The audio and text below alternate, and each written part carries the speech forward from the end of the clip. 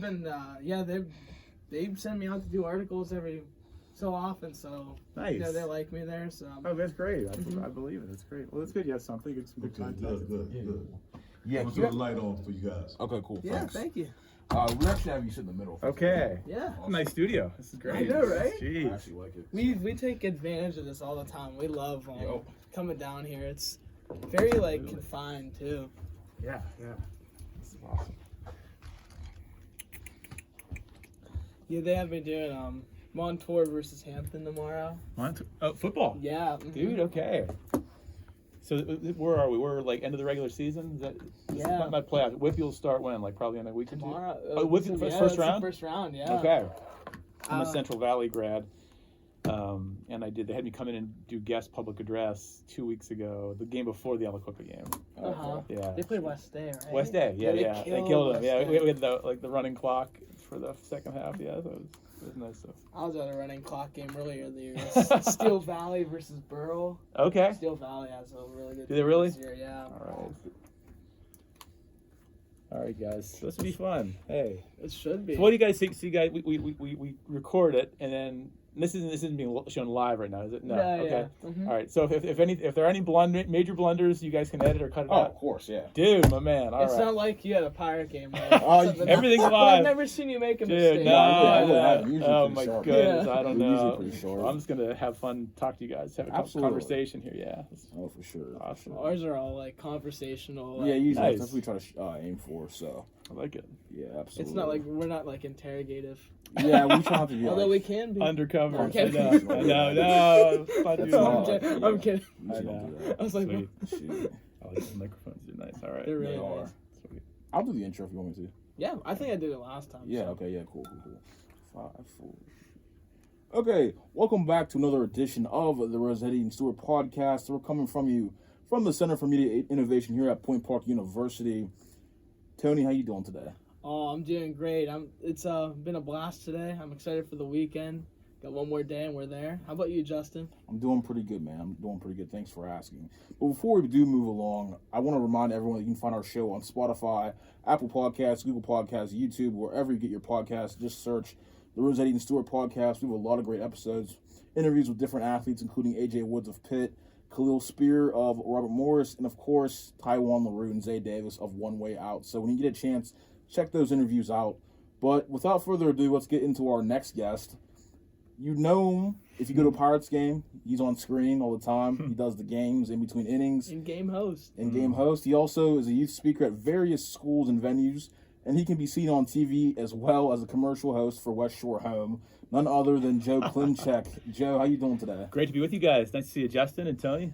Thanks for inviting me, man. Absolutely. Thank you so much for coming on. Yeah, we you bet. appreciate it. Absolutely. So I guess I'll get started. So Yeah. Growing up, was this something that you always wanted to do, be an in-game host? Yeah, well, okay, so I'm old. I'm much older than you guys. So there was no such thing as an in-game host when I was a kid. Okay. But my story is that when I was 7 years old, my dad took me to my first Pirates game. And I know I was 7 because I still have the program. I still have from 1976. The lumber company was on the front. And I do remember walking in and just, sometimes you just feel like you found your place. And I walked in there, and it was less about the players and the game, and it was more about all the other stuff, just the atmosphere of the ballpark. It was the bright green turf, the lights, the smell of peanuts and popcorn. It was the sound of the organ, and then it was the sound of Art McKinnon's voice coming over the public address system, the PA announcer before Tim Tobacco. And I just heard that. I remember thinking, oh my goodness, this is wild. Like an announcer in a big league ballpark, like just to do that, to be part of this show. Oh my goodness, that would be a dream. So really early on, I thought, yeah, that would be amazing. I would have done anything at a ballpark. I'd have swept the floor, done security. Like I thought the guys who stood on the turf, like the security guys in the yellow coats back then at Three Rivers, I was like, oh my goodness, they're on the turf. Like I want to be them. Like just to be part of that, I wanted it so badly. So yeah, to answer your question, early on, just the ballpark felt right, and to be able to announce in a ballpark, that was going to be a dream job for me. Just to follow up on that, though. Yeah. So, what got you into the sport of baseball? Why is it, for you, the best sport out of all of them right now? Yeah, maybe it's because I played it the most as a kid. I wasn't very good at any sport, but baseball, I'm a lefty, so I got some chances to pitch, and I was a first baseman. Played a lot of wiffle ball in the backyard. My backyard in my neighborhood was the hub of wiffle ball, of wiffle ball in the neighborhood. So every morning, 10 a.m., We had a wiffle ball game back there. We had a home run chart, a little graph paper, and I was the home run king. How about that? So I didn't say I think I was older than everybody, so that's probably why I got it. But baseball is my favorite sport. I played roller hockey. I love the Penguins. The thing is, so I loved Art McKinnon at Three Rivers, but man, I was a big John Barbaro fan too. He was the PA announcer before Ryan Mill for the Penguins, so I'd go to Penguins games and Pittsburgh penalty number 23, Randy Hillier, 2 minutes for high sticking. Time of the penalty, 18:02. Like I remember just like hearing that voice and thinking I could do that too. I would love to do that. So I love the Penguins and the Steelers too. My one game jersey growing up was Lynn Swan. I had number 88 jersey. So when it was time to wear black and gold to school, actually, I had an 88 jersey. My favorite pirate was Willie Stargell 8. But I loved all the sports, but I think baseball, because I played that one the best, that's the one I enjoyed the most. And that's how maybe I became the biggest pirate fan of the three. Awesome. Yeah, that's how it kind of is for me too. Just like when you play a sport, that's usually your favorite. But I do want to ask, you mentioned the programs. Yeah. For me, I remember the first program I got out of the game, Penguins, Ice Time Game Program, Noah Walsh on the cover. Okay. I want to ask you, though, who was on the cover of that 1976 program? It was the lumber company. So it was a picture. I can picture it. It was that mustard gold color. I still have it at the house. And it would have been like our big bats at that time. So it would have been Stargell and Zisk and Hebner and Parker and Stennett. So they're all standing there with their bats straight out. It gives me goosebumps when I think about it. Yeah, it was special. So I didn't throw away any game programs or any ticket stubs. So my wife's like, do we still need this stuff? I'm like, I really do. I'll look back on them and I'll look at my Penguin ticket stubs. So like back when you can actually go, like I have like a Vancouver Canuck ticket stuff like $3. I'm like, wow, okay, that's not going to work this year, right? Times have changed, but back in the day, the old Civic Arena, the Igloo, loved that. A lot of great memories. So, like, just to follow up on that, though, so you mentioned that Stargell was your favorite player. Yeah. Was there any other players besides maybe Pirates players or just anyone in baseball during that time period that you were a big fan of? Yeah, of course, yeah. So Stargell, because he was Pops and he was the captain, loved him. My wristbands were 8. I loved him, but because I played first base. So like you say, we like the sport that we play because we watch it because we want to learn from it, right? So I was watching Willie Stargell. I was watching how he scooped the ball and how he did his little flipping of the bat before he got into the batter's box. But I love the Cobra, Dave Parker.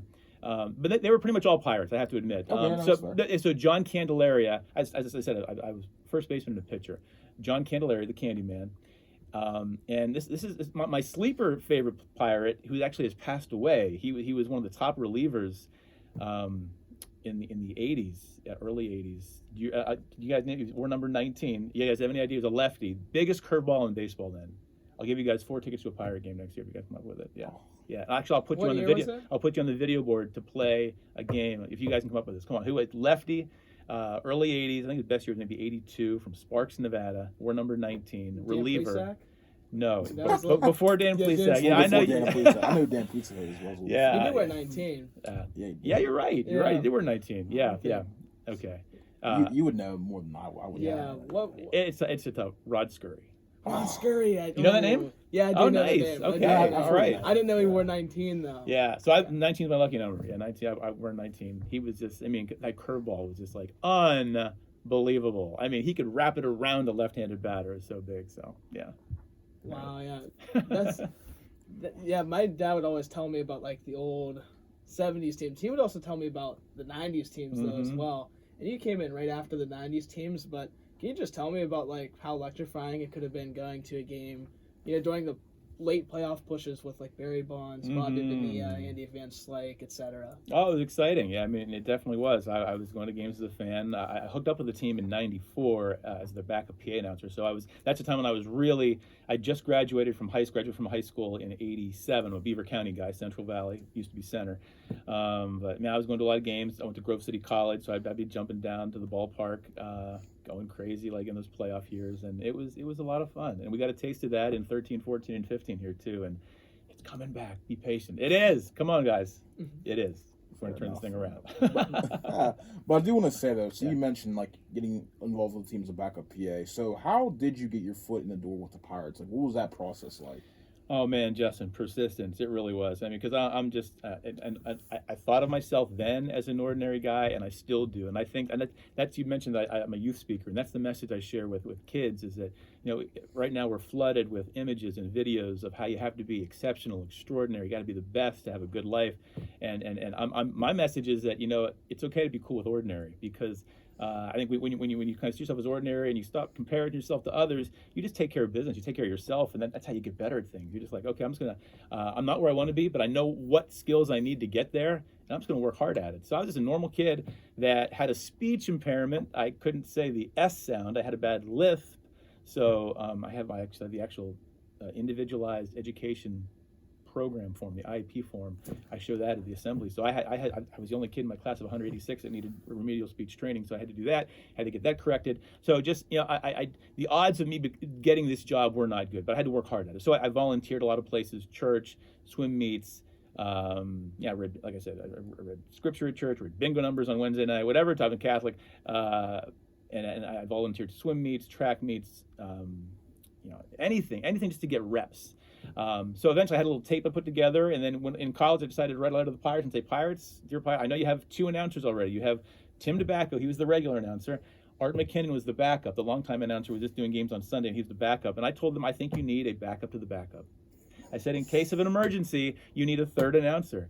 And they sent me a letter back that said, no, we don't. No, we don't. I actually have that rejection letter I show at my assemblies. And then I say, well, then I send them another letter. I just persist. I say, you know what? Here are the reasons you should, because I've been studying your announcers. I've been memorizing scripts. I really believe that you should consider me as a backup of the backup. Because what if Tim and Art on one night can't make it? You should have somebody ready. And they sent me another letter that was, no, we don't. We're okay with just 2 announcers. So and then you start doubting yourself. You're like, wow, okay, so is this a dead end? Which I do. But I just doubled down and kept memorizing announcements, hoping that somehow, some way, I'd get a break. And in the following spring, after all those rejection letters, Pirates called me and they said, you've been persistent with this for a long time.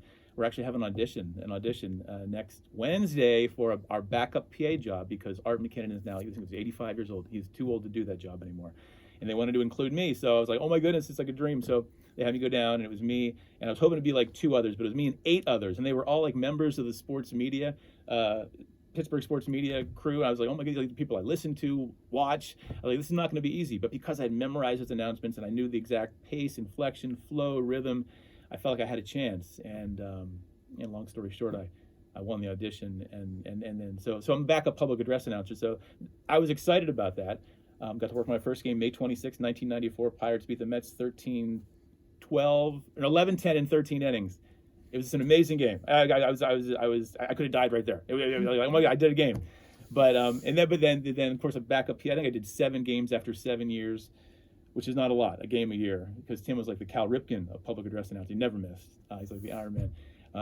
But then in the mid 2000s, they threw me down as the host. And I can share that story if you want. But I was lucky that the host job did come about, because otherwise I'd still be, well, now that Tim just left, Yeah, after 30 years, I think. 35th year. 35th year. He was more of a part-timer this year, Mm-hmm. and I feel blessed. The Pirates did actually, when he walked away, the Pirates did say, you've been his backup for a long time. The job is yours if you want it. And it's strange to turn down that job and say, you know what, I really want to stay on as host. I really enjoyed I enjoy being with the crowd and playing games on the video board, because growing up I loved baseball ballpark announcers, but I also loved game show hosts. Oh my goodness. So Richard Dawson, Jack Berry, Chuck Woolery, Bert Convey, these guys, Wink Martindale, Bob Barker, Richard Dawson, these are the guys that I just loved too. They were my heroes also. So to be able to host game shows in a ballpark, that's it. That's my dream job. Yeah, and your second year as game host, the All-Star game was in Pittsburgh. Right. That is right. Yeah, 2006. Yep. Yeah. Tell us a little bit about that. That was wild. Yeah, so and there is a story there, because this is my second year. I'm the in-game host. And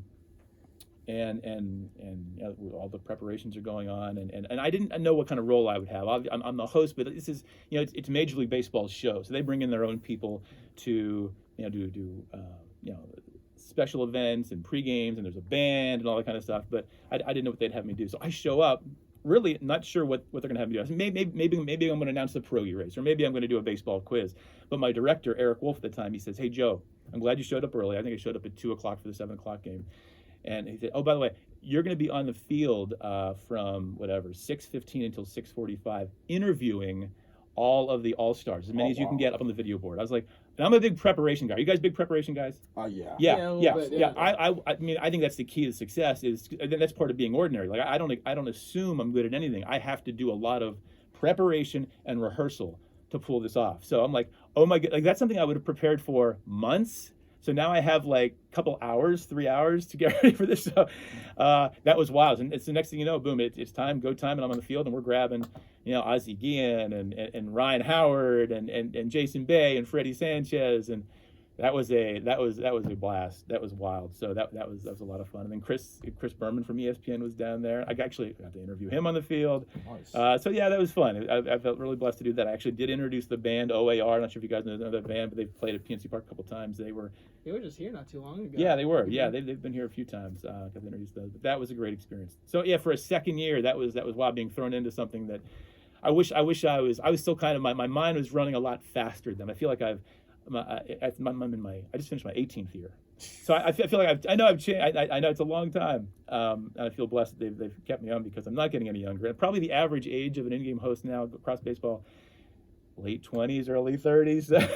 So, but I enjoy it, and they keep calling me back, and I really, seriously, it's a dream job. But yeah, like I said, that was a great experience. I wish. I'd love it to come around again, because I would love to get another shot at doing something like that as a veteran now. Yeah. Oh, absolutely.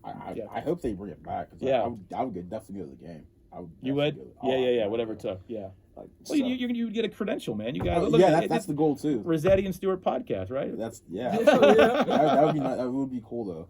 But I do want to like kind of backtrack though. So you kind of like skipped over a little bit. But how'd you go from back up to the backup PA announcer to like in-game host during the 2004-2005 time period? What was the process like trying to get that job? I'm glad you asked that. Okay, so I'm the backup public address announcer. So I'm showing up 94, 95, 96. Like I said, I'm getting like, I got one game the first year because they gave it to me. They just said, you know what, you're the backup PA guy. Tim wasn't even sick. There was no emergency. They said, you can do it. I said, thank you. That was the game winning extra innings. Okay. The next year I got to work 3 games because Tim got the chicken pox. Yes. No, no, I love Tim. He's my best friend. But I was excited he got the chicken pox. It was like an interleague series against the White Sox. I was like, oh my, this is amazing. So I'm doing a full series. But like I said, after 7 years, I'd done 7 games, which was not a lot. But again, so I'm just showing up and getting 1 or maybe 2 games a year.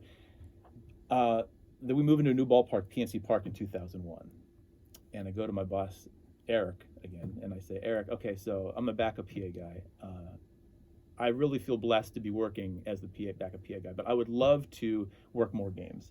1, to make a little more money, and 2, just be part of the show more often. Because when you're backup PA, there's no reason to show up, really. I'm not on call. I'm not there. They don't have me like in an emergency booth. I don't have to show up. They would call me. I'd come down if Tim had an issue. And Eric said, but you know what? Your timing is good, actually, because we do need somebody if you're willing to be a pierogi. So I was a racing pierogi for a month, and I was like, wow, okay. So, and I'm kind of a neat freak, so a lot of people think, oh, it'd be so cool to be a pierogi, but for me, to put on that sweaty head, I was like, I don't know. So I did that for a few weeks, and I went back to my boss, Eric. I said, Eric, do you have anything else? Because that was getting me maybe a game every homestand. I was like one of the pierogis in rotation. I said, do you have anything where I could do every game? He said, you know what? We do. Starting next homestand, we used to have Pepsi bottles that hung above the wall in right field. He said, you're going to be the guy, when the Pirates hit a home run, you're going to be the guy in charge of hitting the button that makes smoke come out of the Pepsi bottles. So I did that for 2001, 2, 3, and 4. 4 years, Pepsi smoke button guy. That's it. That's all I did. And backup public address. So I'm just doing that. I'm part of the show. I'm seeing what's going on. So long story to answer your question, 2005 rolls around. And we're getting ready for the season, and every year the in-game entertainment department, we have 2 rehearsals, full rehearsals in an empty ballpark. It's March. It's usually 2 weeks before opening day, and we do the whole show, the pierogi race, the intros, the stats, everything, just to be ready for opening day. So I'm sitting in my Pepsi smoke button guy seat, and I'm flipping through the script for that day, the rundown, and I see in the pregame something said radio MC. And I knew what that was, and I only knew what that was because I'd been the Pepsi Smoke Button guy for so long. I knew whenever that showed up, it meant somebody from a local radio station. It'd be like one of you guys showing up and promoting Point Park Radio. Like you would be invited to the pregame ceremony and say, hey, my name's Justin or Antonio, join us weekdays for my podcast or whatever on Point Park Radio. What's the number? What's the frequency? 88, 99, what is it? For Point Park? Yeah. It's 670, I think. 670, yeah. That's right. So, yeah, somebody would come in and do that for a minute. So I was like, okay, so it's snowing, it's March, it's 29 degrees, nobody's showing up in this rehearsal for that. So I went to my boss, Eric, and I said, Eric, just for kicks, since I have nothing to do in the pregame, since I'm just doing the Pepsi Smoke Button, can I go down to the field and stand in as the radio MC? He said, yeah, grab a microphone and do that. Grabbed a microphone. Wally, the camera guy, the guy who was a camera guy shirt. Yeah, 35. He's been doing it for 35 years too. Wow. Love him like a brother. So he said, go down, meet Wally. I was like, oh my goodness, I didn't expect him to say yes. So I grabbed a microphone. I go down to the field. So now I'm on the field. It's snowing, and I'm gonna stand in as the radio MC. So in my mind, again, I'm a big preparation guy, so I had no time to prepare. But because I'd been like living this stuff for forever, I felt like I kind of was prepared. I did come up with a minute little script in my head. I stood in. I was Joe Klimchak from KDKA because that was my very big at 10:20 a.m. And I did it. And after that rehearsal, Eric called me in and said, Joe, you look pretty good up there. He said, starting tomorrow, we want you to host baseball quiz up on the video board. Up until that point, Tim would have hosted it from the PA booth. He said, let's start doing that live tomorrow. I want you to go out there. You're going to leave your Pepsi Smoke Button guy seat in the top of the fourth. You're going to go out there and you're going to host baseball quiz with the box of mystery and all. I was like, oh my goodness. So I did that every game the rest of 2005. And then in 2006, they gave me like some pregame ceremonies plus that. And then in 2007, I think they totally dropped me from the Pepsi Smoke Button, and they gave me like 3 inning breaks. And now I do most of the inning breaks and the pregame ceremony. So that's the story. Again, it's creating opportunities for yourself, okay? Yep. You cannot sit back and say, I'm great, that opportunity is going to come to me. No. If you're hungry enough, you're always looking. You're always searching. Like, what can I do? Okay, so if I hadn't said, like, can I stand in there as a radio MC, would I be here now? I don't know. I don't believe so. Mm-hmm. Yeah. So that's the story. And you talked about the quiz too. Yeah. There's been so many different types of things you guys have done through the years. Yeah. And Family Feud, I heard some bad ones this year. Like like one was what's a pitching stat, and someone said throws. What's like the worst? What's the worst answer for a quiz you've ever heard? For any game? Any game. Okay. I right. Well, this is that is such a no-brainer for me. For those who were at that game, it was an afternoon game, and I do feel bad for it was I don't even say who it was. I'm not going to say anything because I don't know the name. I'm not even going to give any description. No description whatsoever because it doesn't matter. Because I love all the fans. I love them. And maybe this fan just froze in the moment. But it was Bucko. Remember Bucko? Yeah. Which is like Plinko. Yeah. You drop a chip. You get 1 chip for free. You earn a 2nd chip if you get a true or false question right. And the question was something it had to do with Tony Watson. True or false, something about. I can't remember what the question was, but it was true or false. Tony Watson, yada, yada, yada, in his hometown of something, Iowa. True or false? And the contestant answered, Roberto Clemente. That was, I didn't know what to say. I did not know what to say. Now, usually Roberto's a good answer, right? That's the answer most of the time because he's the great one. But in a true or false question, not even about Roberto, and this contestant wasn't trying to be cute or try to like literally. I was just like, whoa, did I just hear that? but I never want to embarrass the contestant. No, I said no, true or false, and then I think the contestant came back with a false and got it wrong. But anyway, that's the answer. Just to like follow up on that, I think it was this year or last year. You were interviewing a fan who's a Pirate that's won an MVP before. They said Steve Blass, and I was just like, oh yeah, I heard that. I was just like, what? That would have been Barry Bonds. That's the I mean, gosh forbid, or McCutcheon, yeah, any of those guys. But right. Yeah, Steve Blass. Yeah, no disrespect to Steve Blass, he was a great pitcher in his time, but it's just like that was the first answer you came up with. Interesting. I do have a question though. What happened to the Pirates mystery box? That kind of disappeared. Well, can I poll you two guys? If you guys had a vote, bring it back or don't. Would you want it back? No, I'd bring it back. Yeah. I'd bring it Okay, back. I'm in that camp too. I'm gonna you know I almost started a little list, like a little petition, because I got a lot of names. I'm on that Riverwalk a lot of times. People walking by and they still say, "What's in the box?" Or they say, "Can I play the game with the?" They still think it's there. We haven't done it for 5 years, I think, but it's a popular game. It's been that long. Wait, it's been 5 years. I think it has been 5. Wow. Because I think it's been remember 5. it being a thing, and like, Yeah, it was used to be No, I every know, game, I yeah. know. No, it's I of Because course it wasn't back last year either. No, but it's almost like it whether you like it or not, it's almost we've been doing it since Three Rivers over a lot of decades. Wow. So it's like kind of like Pittsburgh's thing. So I'm definitely for bringing it back. We have a great marketing team, a great game presentation manager, and they're doing some really fun stuff. I would love to bring that back. I appreciate that you guys are in support of it. I'm going to mention it. Wait, so just to follow up on that Yeah. though, so during the off season or even leading up to the season, like, do you like meet with like your crew and staff and like just kind of like game plan, like, oh, these are games we could do, or these are games we should bring back? Like, do you guys have any of those conversations during the off season? Or is that just something you just kind of like do on a whim? No, we do. We think about it. In fact, we start thinking about it through this baseball season about next year. We're already talking about the following year. So we've had discussions for next year, and we're going to have some. You know, a lot of the players will meet with the coach before they go home for the year. Our department kind of does that too. They'll send out an email. Any thoughts, things we can do to improve our show, any feedback, what are we doing well, what do we need to improve, what are you hearing from the fans? So I definitely give my feedback. They'll usually call me in, do a little face-to-face. We'll have some marketing meetings, game presentation meetings, and we'll toss some things around. So I do appreciate that they listen to me, but they're very creative, and I am more of the executor of the stuff. So they come up with it, and it's like, okay, this is what we're doing this year. Great, let's make it fun. Let's do it. But they definitely they're open to feedback. Yeah, For sure. yeah. And I do have a question. It's just like, is there a challenge sometimes when you're doing in-game host, and let's just say the Pirates, blow a big lead or something, or the whole entire energy of the stadium's like kind of sucked away. Is there a difficulty trying to, stay hyped, I guess you could say, whenever, not everyone's into it? Answer's yes. It is, and I think the fans would want me to come down a few pegs too, because if we're down, we lost a big lead.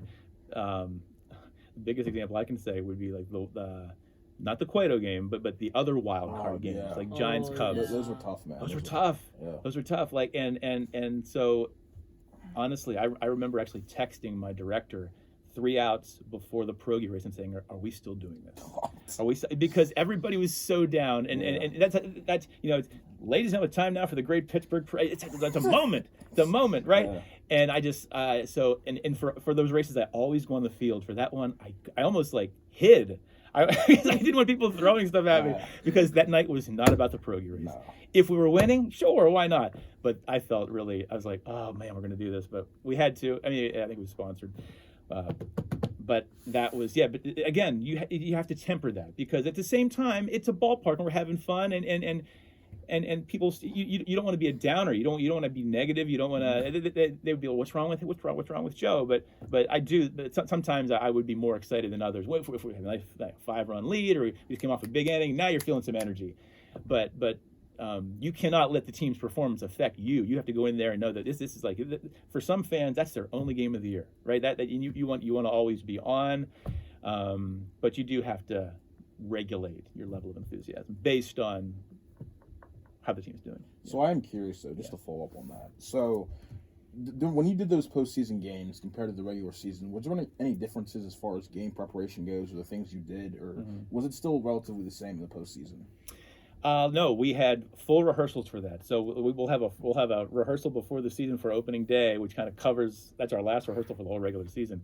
But for every playoff game, we had a rehearsal. It was like, you come in, we're going to go over the music, the walk-ups, the special announcements, the pregame. We're going to time this whole thing out. Those are events. When it's a national stage, we got to be on. So like first pitches like that, a great moment. I felt really blessed to be able to introduce the first pitches at all of those nationally televised games. Doug Drabeck, Kent Colvey, Andy Van Slyke, Kevin McClatchy. Those were moments. I mean, so we had to have those timed out, and we definitely step up our game for those.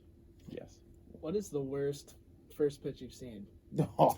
First pitch, wow, I've seen a lot of them. So, I mean, we're talking about 1,500. Well, sometimes we have 2 pitches. So I've probably seen 3,000 pitches.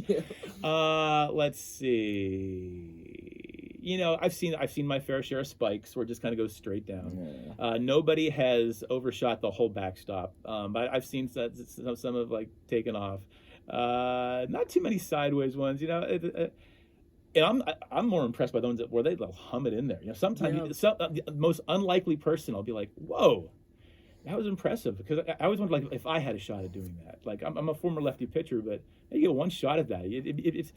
If you're gonna bring it in there with some speed, you got to commit. You can't half that kind of thing. So, but I've seen all kinds. Would you like to do that sometime? I would love to. You would. Okay. Yeah. All right. You? Jess? Oh, I definitely do first pitch. I can't guarantee it'll be a good pitch, but I'd still love to do first pitch. Yeah. I played third base in high school, so. Oh, you have a rocket arm. All right. You have a rocket arm. Like O'Neal Cruz. O'Neal Cruz. Oh, I'm not O'Neal Cruz, so. No, I don't think anyone in this world's O'Neal Cruz. No, that does lead me to an interesting question, though. So your job, it's obviously presented you with a lot of opportunities to network with not only people in the Pirates community, but, Aussie Ginn, like guys outside the MLB circle. So, like, just going further with that, though, has your job, like, led you to, like, traveling opportunities as far as, like, I know for you, the Pirates for a couple of years were in Williamsport for Little League Classic. Yeah. So, like things like that, has your job led you to those kind of opportunities as well outside of PNC Park? Yeah, good memory on that. That's right. We got to be in 2 Major League Baseball Little League Classics, and I got to be the host of both of those. Those were nice. Great. Yeah, so it was, like you say, contacts. People were here for the All-Star game. I think maybe they saw me, and they said, yeah, we could bring him up here for that. So got to do the starting lineups on ESPN for one of those. That was great. Got all the in-between inning games. That was fun. A-Rod and J-Lo were in the stand. It was a fun time. But also, as you guys know, and we'll learn as you advance in your broadcasting journalism career, when you're out there, whether you're broadcasting, writing, blogging, whatever it is, people are reading and they're taking notice of what you do. So you mentioned earlier I do some television commercials. So I actually got that through my pirate job. Actually, the first step between the Pirates and West Shore Home was WPXI. WPXI called me and they said, would you host this Take 5 segment? So it's a small business segment. They run it at 12:55, maybe 2 or 3 days a week. I was hosting that. West Shore Home came in. I was interviewing them to promote their baths and showers and windows, a little 3-minute segment. And then after a few weeks, they said, would you consider being our host for our TV commercial? I said sure. So yeah, that kind of stuff. When you're out there, you never know who's watching. So you always want to be on. You don't want to take a day off. You always got to be prepared and rehearse and know that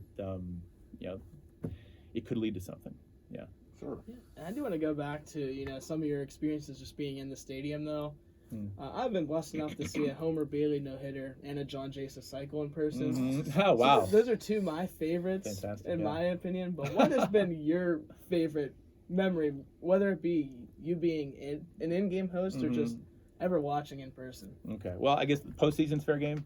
Oh yeah, for sure. The blackout. Come on, it starts and ends right there. That was, oh my goodness, I can almost get the chills just sitting here, just thinking about walking out. Well, it started where I parked. I parked over by the Giant Eagle on the north side, and I'm like dodging black Jolly Roger flag. People were out early for that game, and I was there early, and it was just like we were all like, oh my goodness, we're back. It's been 21 years, and we're in the playoffs. This is amazing. Oh my goodness! It was. To say it was electric is such an understatement. You could just feel it. The ground was. Doug Drabeck. He threw out the first pitch in that Cueto game. I'm almost certain. And he came. We had Doug Drabeck bobblehead night this past season. Yeah, it was this year. Yep. Right. And I talked to him on the field because I introduced him before he threw his pitch. And we were kind of recalling that. And he said, last time he threw a pitch was a big deal. He's like, oh my god. He said the ground was shaking on the mound. He could just feel it. I was like, oh my goodness, I could feel it too. But yeah, that was just we were like, oh my goodness, we did it. We broke through. This is amazing. That was so exciting. So that was big. Yeah, we've had a lot of great walk-offs. I've only missed actually since the ballpark opened in 2001. I've only missed a few games.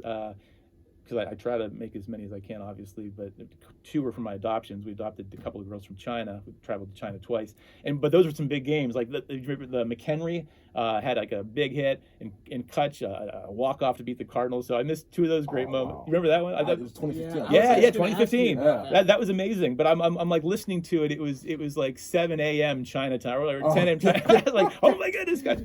But I can't believe I missed that. But so those would be my favorite game. So the blackout was my favorite game. Favorite event though, I really I do love Faith Night. I'm a big Faith Night fan, and to be able to host that, I think we've done it for 12, 13 years now. Clint Hurdle started it. It's continued. Brad Henderson is our chaplain, the team chaplain, and just a great night. I enjoy being able to share my faith, even as the MC for a little bit, and have the players open up. So we do it every year. We'll do it again this year. It'll be on the schedule. So if anybody wants to join us for that, make plans, because I don't think you'll be disappointed. Yeah, I'd like to add. I mean, Jack Sawinski, the guy who walks up. Oh the my crowders, goodness! He hit the home run on. Yes, he did. He did. Oh my goodness, such a great night. Yeah, and I still see his parents. His parents are. I'm talking about people who are ordinary and just is so down to earth. When I say ordinary, that's not a negative. I think ordinary is a gift. Just so you know, Jack is great, and he's an ordinary. I got to do a little one-on-one with him, interview for some season ticket holders, and just really salt of the earth guy. And parents are great. What I remember about that night, who did we play? It was the Diamondbacks. Yep. And Melanson blew the lead. Oh, that's right. Yep. Right. Yeah, I remember that. Yeah. And who walks out of the Diamondback dugout but Melanson for Yep. Faith Night? Because he was one of our, he would come out for Pirates Faith Night every year, but he came out even after losing the game, showered up, came out, and I thought that was special. It's bigger than the game, and You know it. And I want to ask, it's such a big part for a lot of people's lives. But for you, how much has your faith driven you? Oh man, thanks for that question. I appreciate it. It's everything. It is. I feel so blessed to have this job, and really, for a kid that is ordinary, and I don't think of myself as being especially talented. Definitely not naturally talented. I've worked hard for this.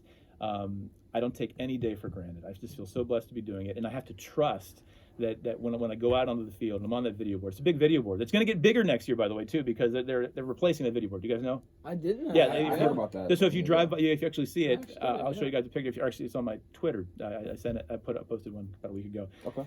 Yeah, it's going to be bigger, HD. It's going to be amazing. But to be on that board with there's no delay. It's just you and that camera, and sometimes 35,000 fans. I have to take the Lord with me. I have to trust, and he never fails me. He's always there, and it keeps things in perspective. It's just good to have that peace of the Lord. It's a real blessing for me, and the faith plays a big part. Thanks. Amen to that. Yeah. I couldn't agree more though. Yeah. But I do want to ask though. So you're on camera. Is there anything obviously it's not easy. There's some level of difficulty to everything we do in life. But is there do you get any pregame nerves or anything before they cut to you on the camera or maybe that's not the right question to ask. So my question to you then would be what's probably the most difficult thing about your job that you would say? It would be, let me see. It would be the moments in game when I have to make an announcement where I don't have any fans with me. I'll be very honest about that because when you're hosting a game, you're just hosting a game, right? You have your quest, and you have your fan. You can play off the fan. You got the parrot here. You got the Bucko Brigade. You got a box of it. You have stuff around you. Pre-game ceremonies. I'm usually reading a script. It's a long script. I'm not on the video board for those.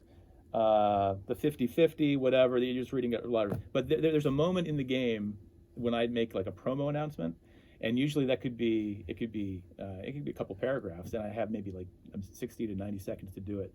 And I loathe using notes. I don't want to read anything because I feel like I want to be able to be. My goal is always to be just a fan with a microphone and not to be somebody who's hey, fans, because I want to make some eye contact. That's how you engage. That's how you kind of get people interested in what you're saying. So, just to answer your question, it would be in that moment when I know it's just me and the camera and me trying to recall without looking down. I try not to hold any kind of card for those moments. I know we're really kind of getting detailed here, but it's in those moments when you don't have another shot at it. You don't say let's try it again. 3, 2, 1. No, that's it. Yeah. You can't pull it back. And what's funny is because there's a second delay on the microphone. So sometimes in those moments when I do mess up, I'm I hear it. I'm and then there's no pulling it back. So, but yeah, I get hyped up for those because you can be, and I do rehearse. But you can be as prepared as you want, but you never know in that moment how it's going to come out. Stuff happens. But you know what? Here's the thing. I've also told myself that stuff happens, right? So you roll with the punches, and Clint Hurdle had this message for Josh Harrison. Were you a J-Hay fan? I love J-Hay. Big hustler. Yeah. J-Hay was in a slump. Good year this year. Yeah, they did. For, Chicago. Yeah, he was in a slump, and Clint's advice to him was go up there with a slow heartbeat. go up there and just like, just got to see the game in slow motion. And so I try to tell myself that. And I really feel like I can really control my breathing now. Even if I have to introduce a band or like a Sky Blast, whatever, like those are moments when you're like big crowd, lights are out, and it's just you and the microphone. But if you just kind of, see things in slow motion. The minute your mind starts scattering and you get nervous and you start worrying about like how your performance is going to be, oh my goodness, then you're sunk. But if you just kind of like be a fan, think about the audience, make the audience your focus. Like you want to entertain them, you want to help them, you want to inform them, teach them, that kind of thing. Kind of the pressure's off you a little bit. So that's what I try to do. I do want to ask though. Yeah. So can you recall like your biggest blunder live on screen? Let me think here. Hold on. Let me think here. I'm sure there's one. Hold on. Can you guys recall one? Come on. No. I told you before the interview, I really don't remember having to have a... No. You've not messed up. Not that I'm not paying attention. So hold on. I feel like I'm missing a big one here. Let's see here. I do feel like you guys cheat on Family Feud sometimes. Right. I think we do too. Yeah, we were really messing with the points at the end of the year. I don't know what I remember my there was director one. There was like we were waiting for it, and like we were like, "There's no way it should be that high." That's right. That's true. Okay. Yeah. So going back to that, it was actually one of those breaks. This is again, people be like, "Oh, what a big deal!" But for me, it was a big deal. So there's like a 4-H club. You ever hear of the 4-H club? If you Googled it, it has to.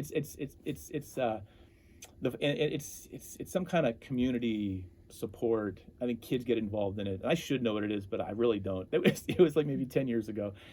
And we had the 4-H club. I was standing in left field. Like, hey, welcome to the 4-H club. And of course, I said, of course, the 4-H's stand for heart. I forget what it was, heart, hearing, and I couldn't come up with the last H. And there was nowhere to run or hide. And I just said, like, I said, sorry, fans, I don't remember what the last one was. And I felt like crawling under the the bleachers. But yeah, so something like that. It'd be like you can just forget something in the moment. But other than that, I generally I don't swear, so I didn't have that issue.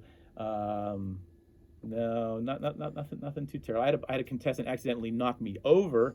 Yeah, just got so excited that they actually elbowed me, and I was on the Riverwalk, and there was a bench behind me. I actually flipped over the bench, so that was embarrassing.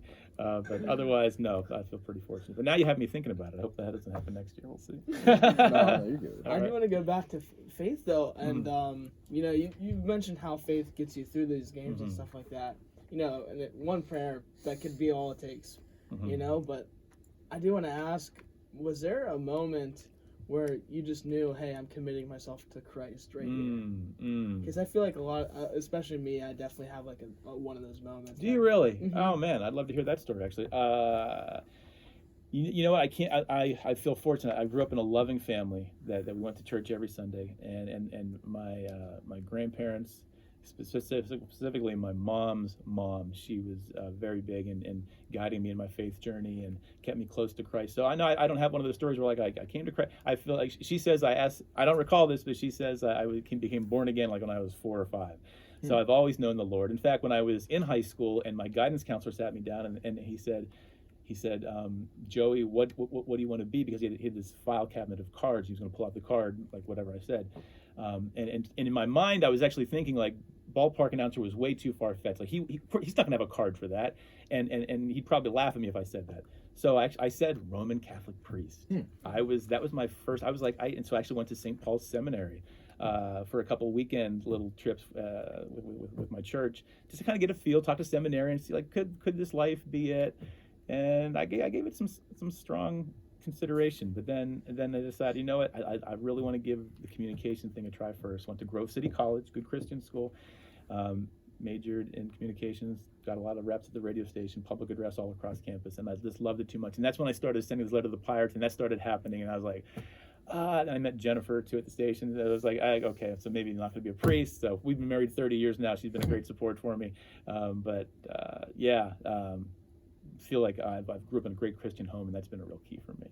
Yeah, and mine was like kind of similar to yours, where I grew up in a Christian home, but there was just like a time where we stopped going to church and stuff, and then all of a sudden, when the pandemic happened and stuff, I just remember not being able to sleep one night. I always had sleep issues, and then all of a sudden, like, I'm just get too stressed, anxious, and then I just realized I wasn't putting God in the center instead of you can. Oh my God, I feel the same thing. Sometimes when you drift, you know it. You have that feeling like, oh my goodness, I'm missing something. Like that peace I used to have. I like, Lord, bring me back. I whatever it is. It maybe like you say, missing church, forgetting to pray, going off, making some bad decisions. Right. The Holy Spirit will give you that feeling like, okay, come on back. Like I always believed, but then there was just like a time where it was like a dryness for too long, and then I felt like God just kind of gave me a shove. A little push. Yeah. Right. Nice. And I do want to talk about like your family too, though. Okay. Just tell us like a little bit about your family and just how important they've been. They've been great. You know, and none of them are big baseball fans, but it's because my wife is raising 2 girls and pretty much on her own in the summertime because I spend a lot of time at the ballpark. When it comes to work, we do end up spending more time with our coworkers than we do with our family. But Jennifer's been great. Met her at the college. She was on the campus radio station. That's where we met. And we adopted 2 girls from China, beautiful girls. One's dancing ballet, Pittsburgh Ballet Theater, did the whole thing. Now she's out dancing in Portland, Oregon, dancing. And we've got a young student in the Avonworth school system. So, but they're great. Neither girl wanted to be an announcer. My dad was an accountant. I didn't want to be an accountant, so I didn't expect her to be an announcer. But I thought maybe I'd get a soccer player or a golfer or something like that. But no, they love to dance and draw. They're really good at graphic design. But family time is really important. It is. So as much time as I can find to spend with them, I do. So here we were taping this in early November. Although it feels like it's like oh man, the way the weather it's is, like it feels 72 really nice. degrees out there. I know. This off season, it's always a great time to reconnect. I do want to oh, do you have a question? Oh yeah, I was just gonna add on. I did see a tweet once where I think you were at like a ballet table for the Nutcracker once. Right. So was that like before they got into ballet, or was that after? No, okay, that was after. But the story there is that my wife and I, our tradition since we were first married was to always go to the Nutcracker. Oh, so awesome. we did that for 10 years, and then we adopted, and we took Adrian to her first Nutcracker, and like just how I told you that story about me going to Three Rivers Stadium and feel like that was my place. She was at the Benham. She's like, this is my place. Like it was the lights, the costumes, everything. So she went on that track. She's been in the Nutcracker many. She's had just about every child role in the Nutcracker. And I actually got to only because I bid on it at an auction. I got to be in the Nutcracker one year. Actually. Awesome. I was a part of the party scene. So I'm part of. I help them raise money. They have their gala coming up here in a couple weeks at the West End, and I MC their program, you're raising money for their community youth scholarship, which gives kids who can't afford ballet the chance to dance, who have that dream. So PBT is great. Yeah, nice. I do want to go back to the ballpark though. So you mentioned it. Tony mentioned about the pandemic and COVID. So obviously no fans, so you really can't do your job like how you normally would. So were you able to work during that time for the Pirates, or did they have you do something else behind the scenes? Like, what was your role during that one season? They did have me do something else. Do you guys know what it was? You guys don't know. That's why you're asking. Right? Yeah. Yep. I was the guy in charge of the fake noise. Oh, really? I was the guy in charge of the fake crazy. noise. I had an iPad. I worked every home game, and it was crazy. Yeah, it was crazy. It was, and I don't know how I'd probably give myself a B-, maybe C+ on it, because and you're looking at all these buttons, and they had different levels of cheers, and so you're like, okay, double play, would that be a cheer 3 or a cheer 4, and like a home run, and they had a couple like moans or groans, and you had to mix those in there. So what we're trying to do is create the noise for the TV broadcast and the radio broadcast. But yeah, I did that for every game. Again, I felt blessed to have something to do, because all of a sudden your income goes from something to nothing, and but I got something for doing those games. And I was really hoping that, because they were going to bring the Blue Jays in. Do you remember that? There was a chance we were going to host the Blue Jay games. So I was like, oh my goodness, I could really use that. But then it was like, I forget what came up, but we didn't bring him in. But it was inexperience, but made me really appreciate. I've always appreciated the fans, but man, when you guys came back, oh my goodness, and the masks came off, and it was great, so great. Yeah, I just want to add to the Blue Jays ended up playing in Buffalo. Wouldn't it be? Oh, that's right. Wouldn't it have been amazing though if like, when the Pirates were away, the Blue Jays came in. You could do those games too. That's right. You didn't think of that. It's funny. So. Okay. Yeah. So I do want to ask though, going back, you mentioned with not being able to spend time with your daughters and your wife, obviously. So you've kind of talked about a lot throughout this podcast so far. But like, what does your average day of work look like? I know the game's only 3 hours, but obviously, like you alluded to, there's more than just showing up at 7 o'clock or 6:30, whenever, and just start. Oh, hey, we're doing this. Like, Just talk to me about some of like the pre-production, if you guys call it. I know like in our business we call it pre-production. Right. Like so, like what are some of the things you do? You like outline some of them, but like overall, how many hours do you say like you work a day, like doing a home game? For a Pirate game? Okay, so I talked about preparation and rehearsing being key. So the preparation actually starts the night before. So let's say it's a 3-game weekend series. Friday night game. I'm there. It's the bottom of the ninth. We win, walk off, game over. Great, we're celebrating. Okay, so I'm on the 4th level, or I'm up in the scoreboard room, and the first thing I do when the game's over is I whip out my phone. Not to call anybody, not to post anything on social media about what I did that night. No, I get into my email and I start reading the scripts for the next day's game. I start that early. So I'm riding the elevator out of the ballpark. I'm already looking at Saturday's script. And I'm walking to the car. I have a 7-minute walk to the car and a 13-minute ride home. And by the time I get home, I have an idea of how my pregame's going to go. That mid-inning announcement, I have some ideas of what I'm going to be saying then. And then the next day, I kind of wake up, and if I go on a walk or a run, I'll again be thinking of it.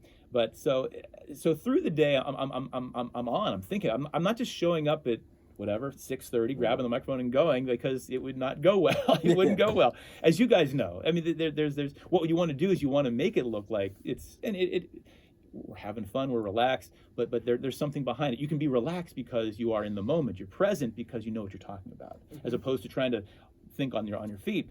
Okay, what are we talking about here? No, it's just like, how bad do you want to do this job, and do you want to do it again and again and again? The answer to that question is yes for me. So I'm going to do all the preparation I can. My preparation has not changed from year 1 to year 18. I'm not slacking off at all. I think of myself as being as ordinary as ever, because my skill set can always improve. I want to get better next year. I still want to do that. So the preparation continues like that. So through the day, off and on, saying the announcements out loud, and then so a call time for a 7:00 game would be 5:00. I'll usually be there at 4:30. Go up, get the rundown, the scripts, and I do not just read the scripts as they are. Actually, you know what? Let me click back, because we actually now what they do.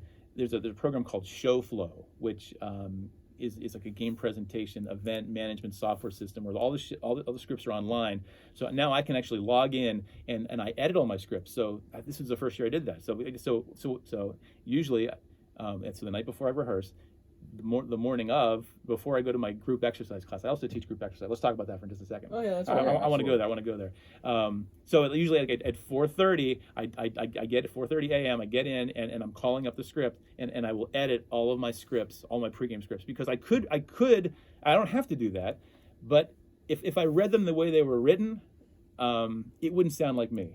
I want to put them in Joe speak, which I'm not saying it's good. It's just how I speak. I say certain words and I don't say certain words. And there's certain words that I don't like to say, like the word participate. I always take that out. I always say take part.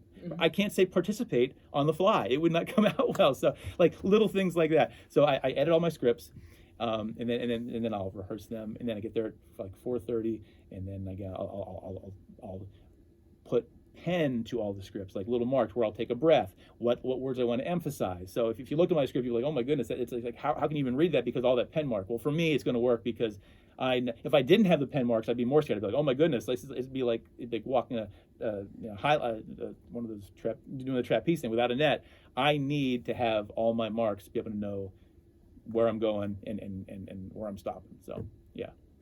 And you mentioned like editing the scripts and Yes. stuff. Well, me and him were in a broadcast news reporting class, and we realized if you want to get people's attention, you have to be creative sometimes. How important is like creativity too? Yeah.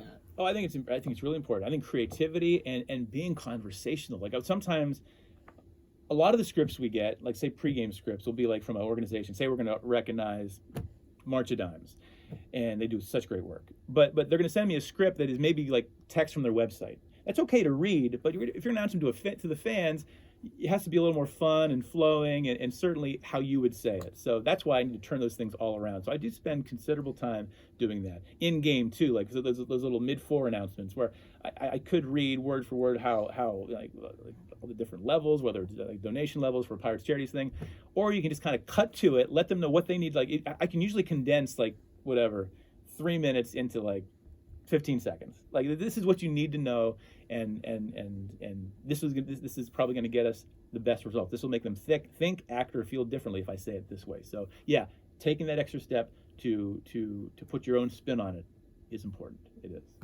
So this is going to be a bit of a loaded question, though. Yeah. So the first question is, I know you have a job to do, but do you ever have any chance to like sit back and watch a game for a couple minutes? And then my second part to that question, well, actually the second part you probably should answer first to make more sense.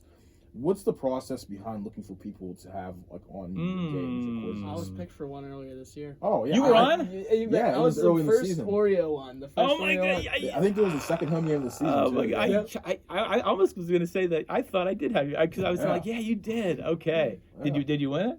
Oh no! Oh. I went for all the marbles. I flipped the Oreo up and tried to. You catch did. it. The cookie face challenge. All right, Yeah. so cookie face. That was the inning of winning. Yeah. Right. So you tried the Oreo on the forehead and you tried to pop it up and then catch it in your mouth. That's Yeah. pretty bold. That's pretty bold. Not many people were successful at that doing it. That was tough. It got better That's tough, later yeah. in the year. So the question again was what? I Oh, think no, I did you're cookie good. face. No, you're good. It was. Oh yeah. How do I pick the contestants? Yes. Right. So you remember how I picked you that day? How did I pick you? So you walked up and you practically said. Did I approach you or did you approach me? You approached me. Get out of here. Yeah, it was. We were sitting in the right field seats. Okay. And you were looking for someone. Okay. And you asked like you wanted to get someone younger. Yeah. And you asked what my age was, and I think I said like I was like 22. Were you lying or no? No, I'm Okay. 22, All right. yeah. Okay. Yeah. Wait, yeah, I actually am 22. I was acting like I was different, like I lied about my age. No, but Right. that's beside the point. Okay.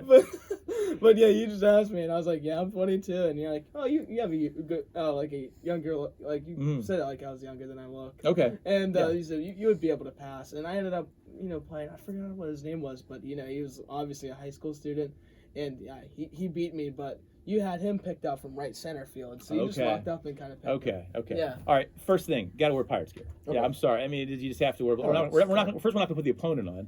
So like, all guys like in a red shirt, like can I play? I'm like, no, you can't. We're not doing that. So it has to be some kind of black and gold, a pirate hat, shirt, whatever. It doesn't have to be head to toe, but just something. And then usually it's somebody that looks like they're going to be want to be on the video board, right? I always give them I don't pull them and say you're on. I give them the choice, and a very small percentage they will say no, thank you. I appreciate you asking. But most of them are excited to be on. Yeah. So somebody that looks like going to be excited, have some energy, be a fun contestant, wearing pirate gear. Those things are important. Here's some small little things. Just are things that I look for. Keeping a scorecard. And wearing a gold pirate cap, gold pillbox pirates cap. If you are wearing a gold pirates pillbox cap, and keeping a scorecard, you are almost a guarantee. If you're in my line of sight, you are on. You are on. So just remember that. That's a funny story. I actually so since they've stopped doing the printed version of the first pitch programs, I collect those. Oh, okay. And I collect ice times as well. Oh, nice. And I just wanted to mention that. 2021 and 22, I did my replacement. I bought a scorecard from Dick's and kept score of every single game I went to. Oh my goodness, did you really? I love that. Did, yep. I had a giant Eagle scorebook like that back when I was a kid, and every game I watched on TV, I filled that thing up. That was great. You also asked, do I take any breaks? There are really no breaks. There's one break, and I think it'll be the same after the Progi race. And no. So the Progi race to Family Feud was 6 outs. After Family Feud to the 50-50 was like 9 outs. So maybe that's like a quick kickback, talk to some fans. But usually you're on the move. I don't see much of the game at all. Oh, I don't. Yeah. So in fact, I'll be like, how do we score? Or who's pitching now? I really don't get to see much of the game, which is a bummer. But. I remember when I was you picked me out though. Seiya Suzuki was coming up the bat when he was like oh nice on that tear. Sweet. Yeah. Okay. Yep. So no, I remember that. It was that Oreo game and. How much does like the Bucko Brigade have in like the creativity of it, or do they just like kind of get what they're told and then? I think they do. They have some captains that might have some more input, but for the most part, they're like me to just kind of. I hold the microphone, they hold the prizes, they help pull the contestants in. They do a great job, and they're always upbeat. Win or lose, they're big smiles on their faces, dancing around, flinging whatever hot dogs, t-shirts. So. And there's been very low turnover in that group too, which is fun. Some of them started when they were in high school. Now they have like 3 kids. I know it's crazy. Some of those have they're finally started. Now that group, which came up in like 2005, 2006, they're slowly they're slowly fading, saying, you know what, now I just have to be a mom and just kind of get on with life. But yeah, it's hard to leave. Come on, it's the ballpark. They're feeling the same way I do. It's like as we all do, right? It's a fun place, and to be able to be there, whatever 70, 80 nights summer, it's great. It's family. We're all family, right? Pittsburgh it's a small town, and we're trying to turn this thing around together. It's fun to root for this team. I think it's going to happen. It will. I do want to ask you about a story. You can confirm if this is true or not. So, I think early on you were a pierogi runner. Yeah. So I think I heard you say this on a different show or podcast, but you were going all out, and I think you wanted to win, and you dove at the finish line. Is that true or not? It is. Well, it was my very first race. So Eric he said he threw me down to be a pierogi. I was cheese Chester. Never forget it. And they said, go down to the pierogi locker room. I didn't even know there was a pierogi locker room. I'm like, okay, this is great. So I walk in, and the other I was like, they needed one last minute. So I go down there, and the other pierogis are already sitting there in their costume. And I'm like, I thought, okay, this would be kind of, hey guys, how you doing? I'll put Chester on. You guys ready to go? And nobody said a word. Like it was like dead silence. I'm like, why is this? Now I did know the unwritten rule about mascots, or maybe it is written. You don't speak. You don't say you never hear the parrot talk. No, yeah. Pierogies aren't saying like, hi fans. You don't say anything. But I thought when you're in the locker room, it's just you can say something. I'm just saying hi. You could just say hi to me. But nobody was saying it. Like, wow, okay, so that kind of made me. And I'm a pretty competitive guy, so I was like, okay, so this is maybe going to be fun. Maybe I better try to win this thing. So I put the cheese Chester head on, walk out. The pierogi race announcer, which wasn't me then, it was Alex Moser, and he kind of did the Pittsburgh accent thing. I don't do that because I don't do it very well. So Alex said, on your mark, get set, go. And so we're running around, and I was like, oh my goodness. So I was last place, really. I was like, oh my goodness. Okay, so I was getting used to the big feet and the clunky head. We're running. So I passed Potato Pete. Okay, so I got one down. Okay, so then I passed Sauerkraut Saul. Wow. So only Hannah is in the distance, but Hannah's Hannah's way out in front. So I'm like, okay, I got long legs. I'm like, I'm going to close the gap. So I'm pushing. And at the very last second, the only way I was going to beat Hannah was to just totally lay out. So I just totally dove, tried to get that tape first, and my hands did get the tape first. I fell to the ground, and I hear the pierogi race announcer say, today's winner, Cheese Chester. I was so excited. I was like, oh my goodness, this is great. So, but the story's not over there. I'm celebrating with the fans, high-fiving, coming off the field, feeling amazing. And they walk you through, I think it was the Lexus Club then, but you're still with the fans, but you're kind of more behind the scenes now. And I have this guy get in my face, and he starts screaming at me. And he's a pirate employee, because I see he's one of those badges. And he's like, what are you doing diving on the field?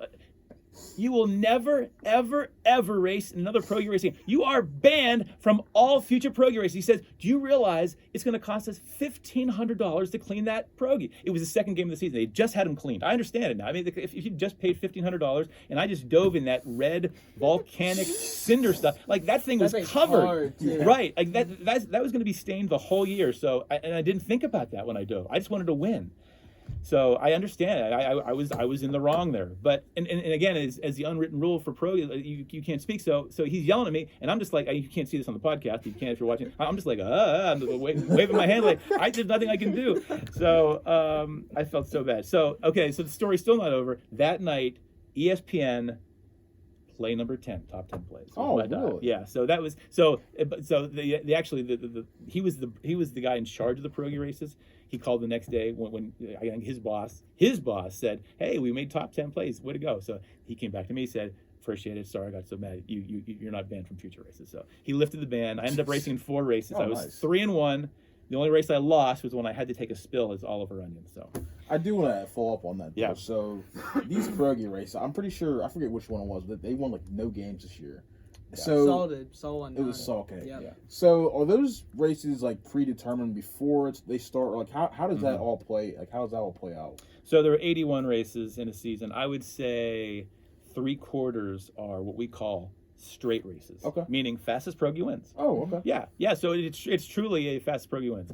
And then there are some stage ones. So if we have a special night, a theme night maybe, or a Star Wars night, or there's a band playing or a special guest, there might be some kind of skit for that. And then as we come down the stretch, I don't know, it's crazy, but at the end of the year, we always have a couple that are tied. So we kind of got to maybe shape the standings that way. Yeah. So maybe there's some predetermined winners that way. But no, most of the races are straight races. Oh, okay. Yeah. Was it Hannah or Chester this year? I think they were like tied at the tail end. Do you remember who won? Bert won. Bert won this year. Bert won. I knew it was one of Hannah had a big lead early. I mean, Hannah would look like she was going to run away with this thing, but no, she faded down like probably like August was not a good. If you look at my phone in my Google Calendar, I do put in the winner of all. So sometimes during the race, not sure you've noticed, but I'll be able to say like Hannah is like 9-2 on Wednesdays because I keep the stats of all that on my phone. I think it's interesting. Yeah, I do want to go back to mascots for sure, Yeah. though. I remember being a kid going to the Dick's Sporting Goods when the Penguins would sign stuff, and I did have Iceberg once. It was right after I met Jocelyn Tiba, who I share a birthday with, which is not like born in the same year, obviously, but like both January 12th. And Iceberg did say something to me because I had an LA Kings jersey on, and it was like 6 or 7.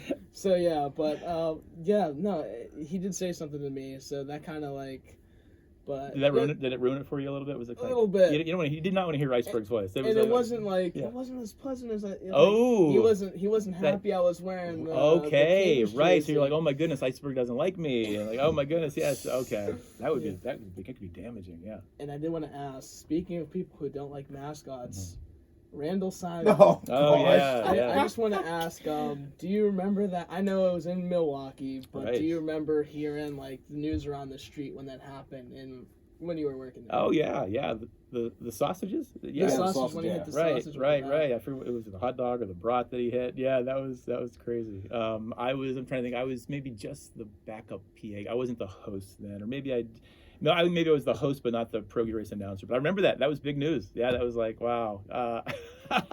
Funny what makes the headlines, but yeah, Randall Simon. That's funny. I prefer to remember Randall Simon had a big hit to win we played back-to-back 15-inning games against the Indians, I think. Oh, was that like 2002, 2003? Yeah, something around there. Yeah. They swept them. Right. I think they were in first place in their division. Yeah. And Randall Simon had some big hits in that series. Okay, cool. Yeah. So I have to ask you though. So you kind of touched upon it, meeting Iceberg. Growing up, was there any athlete, famous athlete, celebrity, whatever that you ever came in contact with growing up? Like, was there any of that, or not so much? Okay. So I mentioned all the ones that I loved watching on TV, the game show hosts and the ones the pirate announcers. In person, that would have made it. I would have definitely got their autographs. I'm thinking about my autographs. Well, you know what? It would be like a Lanny Fratteri. Okay. Yeah. So I would have spoken to Lanny Fratteri and been like, oh my goodness, that's so amazing. So I actually, and I show this in my presentation that I take to schools. I show a picture of Lanny Fratteri from the KDK radio booth. I'm 11 years old, taking a picture of Lanny waving at me because I would spend more time. My dad said I spent more time in my seat, turned around in my chair, waving at Lanny and Art, trying to have them wave back at me. And one time Lanny did wave at me, so I have a picture of that. And then what I do later in the presentation, I show a picture of me introducing Lanny in a pregame ceremony 25 years later. So like that, that's like out of body for me because Lanny was like the voice of the Pirates. He was, and he still is. He teaches at Waynesburg now. Of course, Brownie is the voice in Joe Block. But like, for me, as a kid growing up, like in those formative years, like Lanny was the voice. So to meet him in person, he was so friendly. Gave me an autograph, gave me a pat on the back, like that was like wow, that was a special moment. He's a great guy, Lanny. Yeah. I've actually met him once. Oh really? And it was so I played for Montour High School baseball, and I was a freshman in 2015, and he did the Whitfield baseball games play-by-play. Wow, okay. And they would have the freshmen do the public address, which I did Chartiers Valley versus West Allegheny in the Whitfield playoffs. Nice. And he was sitting next to me and my two friends, or my two friends and I should say. Yeah. And he asked if he could have a fry. He got a fry.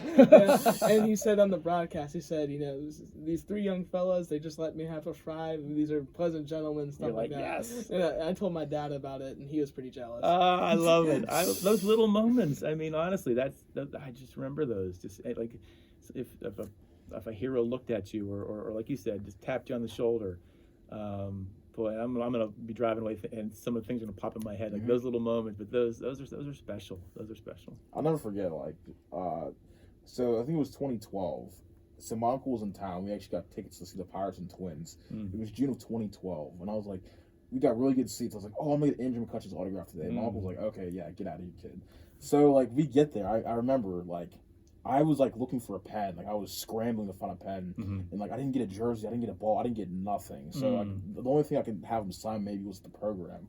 So I actually, it was about I think 5 minutes till the game was supposed to start. He was like doing stretches or whatever, and I remember there was all these kids. Oh, McCutcheon. Yeah. And I was just like, man, he's not gonna sign my program. And I just remember like he came over, he signed a few of them, and I was at some point he's probably gonna leave, and I just remember him like grabbing my program and like signing. I just remember I felt like I was on cloud nine. Yes. I was gonna pass out. That like, would be a moment. and I still have it to this day. Like that is like, I don't think that moment, that experience, no matter if I meet any other athletes or get their autograph pictures, whatever, I don't think that first one will ever be topped. I bet that's first. You always remember that one. Yeah, absolutely. I'm actually thinking back. You made me think of. I could real quickly share that. Like, what's unfortunate for fans today. I mean, we have look. PNC Park would never trade it for the world in just about every way.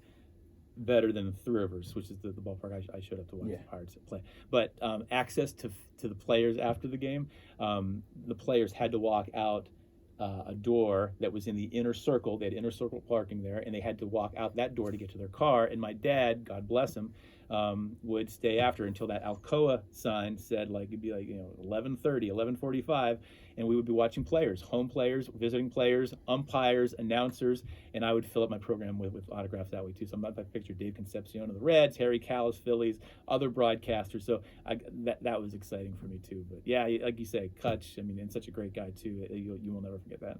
Yeah. There's also bad moments too. No, there was one good, like Archie Bradley signed one of my programs once. But then growing up, I always loved Curtis Granderson. Oh, I love Curtis Granderson. And he was my favorite player. He had the 3 straight 40 home run seasons with the Yankees. And he gets traded to the Dodgers in 2017. Yeah. So I literally get tickets on the side for the Dodgers, third row off the field. And I'm standing there with I actually got a Dodgers thing for him to sign. And he signs autographs, and he doesn't sign mine. And then the people he signed left those seats. And that one stung. That one stung. I will say though, at least like he didn't like just say, "Oh, screw you." Like I mean, because like I feel like Curtis Granderson has a reputation across base, was a pretty solid guy. So he is. Yeah. Like the way you're framing the story, I was kind of concerned there because like, oh, he doesn't really seem like the kind of guy that would like snub you. He didn't try to snub me. No, yeah. But it was like one of those things where deep down I was like, I know he didn't snub me, but it definitely hurt. Well, you mentioned that too. So like. Starling Marte, I think this was about 2017-ish, 2016 maybe.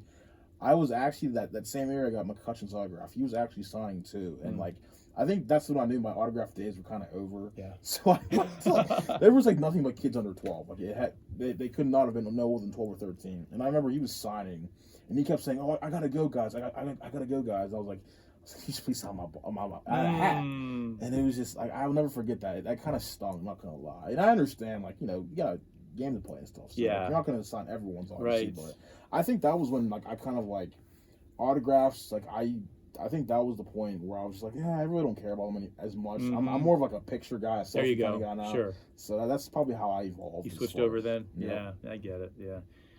It's spring training. One of the jobs of being the in-game host. So I have the hosting job, which is the 81 home games, but also I get to do a lot of special events, which I enjoy. Pirates. In fact, I enjoy them as much, if not more, going out to visit schools. We do backpack food drives. We Miracle League field openings. But those special events are special. What were we just talking about there? I lost my train of thought. What you just talked about? Autographs and like pictures and how like. Oh, right. So another one of my roles with the Pirates would be going down to spring training and collecting all of our scoreboard information. Yeah. And so got to be very close with the players. And I'd be like driving them to the shoot. I'd be like I'm driving. There's Trevor Williams or Starling Marte. I'm like, oh wow. I better make sure I get. It's like guy's making $60 million a year. So, but that was. But it made me think. Starling's a great guy. Oh, so he would have done that. He would have signed if he had the time. But. But some of those special events, hosting pep rallies down in Bradenton, and so it is actually a year-round job, the hosting thing, which is nice, yeah. Yeah, and I do want to ask. I was going to ask a little bit earlier. There was a time where the Pirates Insider program went over to the First Pitch program. Now, do you collect, like you said, you had the 1976 program? Right. Do you collect them as well? I stopped when I think we graduated from high school. Yeah, that was so it would have been '87. So I have as a kid when I went to college and I started writing the Pirates and finally got in with the Pirates at the back of PA guy. I stopped. So, but I do have every program up until I went to college. Yeah, Oh, that's awesome. Yeah, and ticket stuff. So. I do want to ask though. Sure. So like, if you were not obviously PA announcer was one of your dream jobs. So, and you mentioned after Tobacco retired that they offered you the position and it was yours. But is there anything like, let's say 5-10 years from now, like Lord willing, if you're still working the Pirates organization, is there another job you might want to do besides in-game host? Yeah, boy, I like that. It would be, and I'm not sure. You know what? Actually, in 10 years, Joe Bilodeau may have moved on. Joe Bilodeau, if you know that name, they're great. He's longtime promotions and director of alumni relations, which means he connects the former players with the fans, special events, and through working fantasy camp over the last 13, 14 years, I've gotten very close to a lot of those players. So I feel like, which is crazy. So these guys that I was 10 years old in '79 when the team won the World Series. So I'm on the shag yellow carpet watching, Pops and Dave Parker and Omar, my heroes, win that World Series. And now, when I go down to fantasy camp, I have John Candelaria taking me out to lunch. Wow. I mean, talk about crazy. So so those guys and going to golf outings, I feel like I have a nice relationship with those guys. So yeah, I will age out of this in-game hosting thing. I'm quite sure. But if they would have me as like that kind of person, being that liaison, kind of staying connected with Teague and Candy and Parker and the '90s guys, and hopefully some of these guys, maybe in 10 years, Kutch probably won't be playing baseball, right? So maybe some of those guys just come back because the fans still like him. We still have their jerseys, and it's goodwill, chance to support Pirates charities and just do a lot of good. And a lot of them do have a real community conscious, big time spirit for this goodwill in the city. I do want to follow up though. You interested me with that. What is fantasy camp? What's that all about? Okay, do you guys know what it is or no? I'm familiar. That's when is that one older Yeah, you have to be. It's either 30 or 35 is the minimum age. Teams and have a league. Right. So they get about 100 people that go down to Bradenton, Florida every year. And it's always been in January. It's the first year. It's in December, but it's for a week. You go down to Bradenton, Pirate City, where the Pirates train. And you are a big leaguer for a week. Oh, okay. It's crazy. I mean, and I've only worked it. But for me, work in quotations. It's like I'm like the fantasy announcer. I'm having a fun time too because I'm interviewing them. We do a full broadcast of the games and we do pregame interviews and postgame. We put together a highlight package. It's really cool. But they get a full jersey, a full uniform, and their coaches are the pro staff. So your coach could be Doug Drabeck. It could be Andy Van Slyke. It could be Chico Leand. Kevin Young. It's wild. So we have a championship. The championship game is played at Lecom Park, the old McKechnie. So it's a fun week. Yeah. Nice. Yeah. That is awesome. And I do want to go back. Just meeting some of your childhood heroes. You mentioned Candyman. Obviously on the '70s teams that were amazing. Great pitcher too. Yeah. But that's just like one name. Pops, Dave Parker. Who was like the number one guy? Or what was your favorite person you've met? Any Pirate, you mean? Any Pirate. Yeah, any in person. Oh boy, let me think here. You could say if you want. Yeah. There are so many. I'm gonna have to pick those guys in the '70s first because again when you're 10, those players were just everything. They were. So to be able to sit down and interview Parker and Grant Jackson and Rennie Stennon and Omar Moreno. I mean. Yeah, as I say, maybe Omar, because Omar's been a guy who's kind of stayed in touch with me. Candy does too. I mean, I'll get a random text from John Candelaria sometimes, and I inevitably I've always I'm still such a fan. I'll still screenshot that Teak is calling or Candy's calling. I'm like, this is crazy, because those were the guys. But what I think about current Pirates, those guys are cool. Recent Pirates, like Garrett Cole. I thought the coolest thing when the Yankees came into town, Garrett Cole actually walked from the dugout over to me where I was standing getting ready for pregame ceremony, just to say hi. I thought that way. He didn't have to go out of his way, but we did a lot of special events together. We went on a lot of Pirates charities events together. So for him to do that meant a lot. So. We've had some good people come through Pittsburgh. We really have. And what I love the players that come, and we want to we want to win, and we want to have the best players on the field, the players who do so much more for the community too.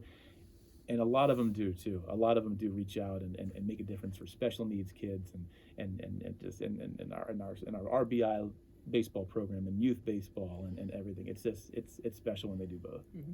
Yeah. So, like, my question to you was, you've obviously had a lot of great experiences as an in-game host and like doing other various things. So, what was your moment that you realized, oh, like I've really made it as like, you know, an in-game host? Like the goals I set out to accomplish, like what I want to do, like I've fulfilled them, like through God, through like faith, through perseverance. When was that coming to Jesus moment for you?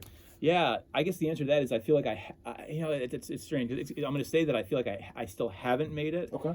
But there's nothing I really endeavor to do more than this. So I feel like the moment I say that I've made it, I don't want that me to let down my guard and feel like every day I walk onto the field, it says on the video board, home of the Pittsburgh Pirates. I don't know if it's superstition, I still look up at that and I still can't believe I get to walk onto that field. I still have that kind of energy as a fan. Like you know you've found your spot when like 18 years later, even in a losing season, in August and September, you're still getting the chills that you get to do what you do. And I still feel that way. I feel so blessed to be able to walk out there. Yeah, there was not a moment. I guess maybe the moment would have been like a big moment would have been, you know, the first time I hosted a pregame ceremony as the in-game host, like 2006. I am the genuine in-game host. That'd have been like, oh my goodness, wow! I'm holding a microphone on the field. I'm doing pregame ceremonies. Like this is my job, not just to fill in for Tim. I'm doing it every game. That'd have been probably it. 2006 was my first full-time in-game hosting year. I did it part-time 2005, but it's still, again, my mentality is that, you know, I'm just showing up as a fan with a microphone and it's just fun, but you know, I haven't made it, and there still might be something out there. Yeah. Fair enough. How often do you just like sit back though and just like you mentioned, like you see the PNC Park, you know, home of the Pittsburgh Pirates. Right. How often do you just like sit back and just think to yourself, wow, like I'm still doing this? Like, do you try to do it like every game and stuff? Yeah, I like I said, I don't take a game for granted. I do. I'm thinking back to another memory. Like you know you found that spot. And have you guys found that spot yet? Have you guys? Do you know what your it is going to be, like that place where you want to be that gives you energy? I'm just curious. Because another example of mine, and I want to hear your answers to that, would be like when I was a kid. Like if you can remember Three River Stadium, they had you've seen pictures of it. You guys were too young to have been to a game, right? Yeah, way too young. I've never been to a game. Okay, right, exactly. Yeah, so they tore it down in what 2000. Oh, so 2000, yes, Rivers? yeah. Yeah. So it would have been like when you guys were born, pretty much. Yeah. So if you've seen pictures of it, like there were ramps, and as my dad would drive through the Fort Pitt Tunnel and across the Fort Pitt Bridge, if I looked out the window to the left, like there were little spaces between the ramps where you could see the green turf. I would get the goosebumps just seeing the turf as we were coming into the ballpark. And then when we left the ballpark, getting ready to go into the Fort Pitt Tunnel, my neck would be twisted around.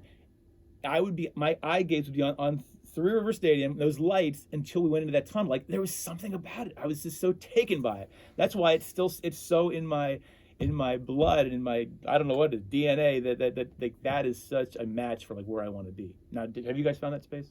You go first. Yes. Are you like talking about a moment where like you see something, you're like, wow, like I'm here? Yeah, you're here, or this is where I want to be. Like you guys are your journalism majors, Point Park University, great school. I mean, they really do such a great job preparing you guys. So if you could put your place, like Joe's place was going to be, yeah, man, I found the big league ballpark. Like, and do you have that in mind yet? A lot of people don't. Most people don't. I felt really blessed to have it. Found it at an early age. Do you have that place? I have like something like kind of like that. It's like a small step for me, but just covering my first high school football game. Mm-hmm. It was Northgate versus Springdale for the Trib, and it was like a regular A game. But I just remember, you know, thinking, hey, I'm here in this press box, and I'm actually doing something. Like I've wanted to write since I was a freshman in high school. That's great. Like I collected all these programs throughout the time, reading Jim Latrima's content and stuff like Yeah. that. He's a great writer, by the way. For sure. Would love to meet him. Oh. Yeah, and but you know, I just remember that, and yeah, just like thinking back to all that, and like thinking, oh wait, now I'm here covering games. And then going back to my high school to cover a game, Montour versus Aliquippa not too long ago, and just seeing all, you know, my old teachers walking through the press box because they do all the football stuff too. Right. And it was just like thinking to myself, wow, like I'm here Look at covering you. my whole high school. Absolutely. Right now. It's Yeah. just like little things like that. 2 weeks ago, Central Valley, it was center when I went to school. They called me in to be a guest public address announcer. And I had those same moments, like, oh my goodness, like this is so like what? Because when I was at that school, I was very much I didn't really, I was so not in the popular crowd, and not saying I'm not popular. And I still show up, and like, if I didn't have a pirate job, I'd be whatever, but I just show up, and I was like, wow, this is really cool. They're giving me the microphone at this Sarge Albert Stadium, this team that's won 35 games in a row. They're trusting me to do this. It's still a cool feeling. How about you, Justin? Yeah, so for me, honestly, it'd be this podcast. Oh, cool. So here's the reason why. So, like, I've always wanted to start a podcast. I actually tried to start one about 3 or 4 years ago. Didn't work out. And, like, it's just, part of it maybe was faith-based as well, just finding the right partner to have, because I know, like, doing it by yourself is not the same as opposed to having it with a partner or doing it with a group of people.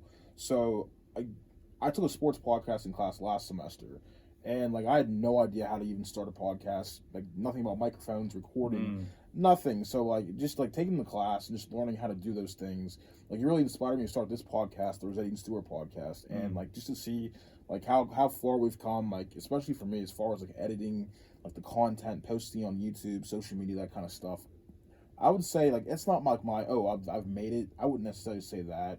But like as far as like progress with me and like just trying to get to where I'm at, which like long term I do want to work in the radio industry, specifically sports talk show host. Pittsburgh, out of state, really doesn't matter. That's like my end goal.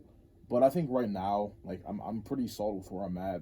Obviously, there's always room for improvement, but like just starting a podcast, that's probably be my like highlight so far. Fantastic. You guys do a great job at it too. And honestly, I love really listen to them back episodes, and they prepared you well, and I can tell your work ethic, and honestly, if you just kind of you stay at it, it's more than a want. When it becomes a need, and you're willing to do you're like, okay, what do I need to get there?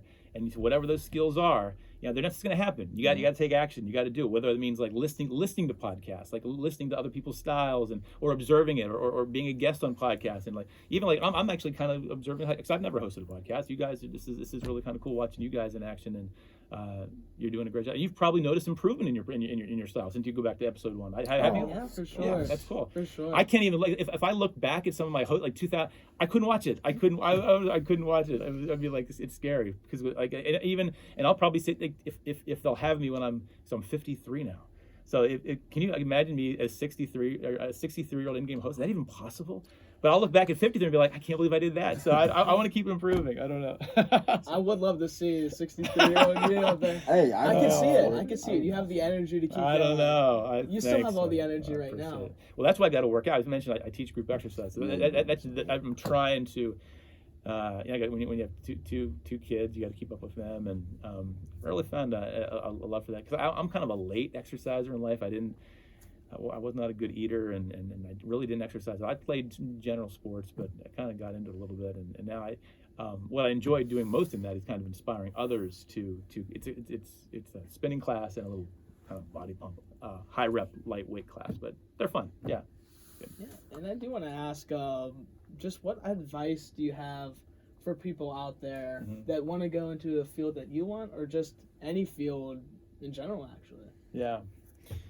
Yeah, so the biggest advice would be take care of your own business. Don't compare yourself to others. Just really, every day is an opportunity. And you know what, I actually listened to, I was driving home, I shot some commercials for West Turner Home yesterday, and I listened to an audiobook that I downloaded. And so I'm a little less, we can get so absorbed in work and so absorbed in self-improvement that we can kind of lose life a little bit, and the meaning of life is in being happy. So when I look back at my journey and I think of everything I put into it and poured into it, it was worth it, because it landed me my dream job, but it involved a lot of sacrifice. It did. So you have to decide, like, is that dream that I want, whatever's going to take, is it worth the sacrifice and the time and the effort? Because certain jobs are going to require an extraordinary effort, and others not so much. But you have to decide, like, is it worth it? Because you got to be happy through it all. And if you're truly going after something you love, the journey, you have to enjoy that journey too. And for me, it was like, I thought it was so cool announcing swim meets and track meets and reading bingo numbers and being the PA announcer for like volleyball matches at Grove City College, and I enjoyed that. So it wasn't work. It helped me improve. If it's a drag to do the stuff that's going to help you get closer to your dream job, then maybe it's not your dream job. So I would just say, stick at it. Don't let it consume you. Like, still have fun. measure, am I happy? Is this worth it? And if it is worth it, then keep pushing on. And really, I think any dream job is possible if you just, and it's so trite that if you work hard enough, but really if you pour everything into it and get just really hungry and obsessed with it, it's more than just like, yeah, I'm gonna work hard. No, sometimes you have to be obsessed and get a little crazy, and I did with those announcements. Like I knew them inside and out, upside and down. I knew them backwards. Like there was one of the announcements I had to read at that audition, I actually knew backwards. Plain still baseballs with interfere way any interfere. The two on go not to please you remind we gentlemen and ladies. I mean, I knew them frontwards and backwards because I just wanted that job so bad. So I felt really confident in that audition, even though I was going up against a lot of veteran broadcasters. But that got me that was my end to the Pirates, and I feel very fortunate. Yeah. One more question before we wind this rascal down. Yeah. So, 18-year-old Joe Klimchak, what would you tell him? What advice would you give him as he takes his journey into becoming an in-game host of the Pittsburgh Pirates? What advice would you give him? Okay, that's a good question. Yeah, what I wish I knew at 18 was be yourself. Be yourself, because I thought I was not enough. I thought Joey, who kind of had still a lazy S, and the list will sneak out, and even like this year, I would a couple S's like that, and it happens because I'm not totally cured of that. But I would say be yourself. I tried to. I thought I had, because I wasn't cool and didn't have the clothes and all that. I thought I had to make up for it by trying to sound cool. So I would make my voice deeper, and I had this affected radio voice because I did some radio internships, and I listened to those tapes. I'm like, what were you thinking? And if I look back at some of my in-game hosting from 2005 and 2006, I was trying to be this hip, fast-talking, in-your-face, too strong. Maybe some people listening to this who were Pirate fans would be like, yeah, I remember. It was not good. I totally agree. So I had to mellow. So now why I enjoy this job so much is I show up and I don't have to change a bit. The person here, I hope the person you're talking to right now, is that the person you see on the video board? I hope it is. It is. No, okay. 100%. Cool. Well, because it makes the job so much easier if you show up and you're just Justin, you're just Antonio, you're just Joe, because that's what the fans want. They don't want you playing an announcer. Or in any field, they don't want you. They show up as you. Be present, be engaged, and that's the key. So I would say be yourself. You have any more questions? No, that's all. That was awesome. Well, ladies and gentlemen, that was Joe Klimchak, Pittsburgh Pirates in-game host, also a youth speaker and motivational speaker at various schools and venues, and you can also see him on commercials as a host for West Shore Home. Just a reminder before we sign off for the last time, you can find our show on Apple Podcasts, Google Podcasts, Spotify, YouTube, wherever you get your podcasts from. Just search the Rossetti and Stewart podcast, so we should pop up. But Joe, I really do appreciate you coming on the show. Like, this was actually really fun. Thank you so much. Like, this is probably the best. Probably our best episode, honestly. I just feel I'm not even. energized. Yes, I've never seriously I thank you. I thought this was a long shot. I was just like, let me email Joe, see if he responds. Dude, I think I replied the same day. Yeah, dude, man, that was so much fun. God bless you guys. Really enjoy it, and good luck. Thank you so much. Let's do it again. Appreciate it. Mm-hmm. But for Antonio Rossetti, I'm Justin Stewart. You've been listening to the Rossetti and Stewart podcast. We'll be back next week, as always. Have a great rest of your day, everyone. Bye. That was great. You guys killed it. Yeah, Wow, that was fun. This ran